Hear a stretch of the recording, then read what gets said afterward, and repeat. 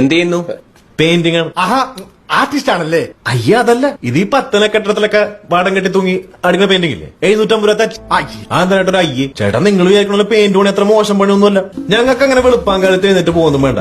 8:30-9 മണിയൊക്കെ ആകുമ്പോ സൈറ്റിലെത്തിയാൽ മതി. പെയിന്റ് പാട്ടെടുത്ത് 2 ഒച്ചയൊക്കെ ഉണ്ടാക്കി ഒരു വീശ് ഇങ്ങോട്ടും ഒരു വീശ് അങ്ങോട്ടും വീശുമ്പോഴേക്കും ചായ കുടിക്കുന്ന ടൈമായി. പിന്നെ എല്ലാവരും കൂടി മിണ്ടിയും പറഞ്ഞ ചായ കുടിക്കാനുള്ള ഒരു പോക്കുണ്ട്. തിരിച്ചു വന്ന് 4 കോട് ഫോണിലും സംസാരിച്ച് ഒരു കുതിര എടുത്തു വെച്ച് അതിന്റെ മുകളിൽ കയറി 2 വീശ് ഇങ്ങോട്ടും 2 വീശ് അങ്ങോട്ടും വീശുമ്പോഴേക്കും ചോറിന് ടൈമായി.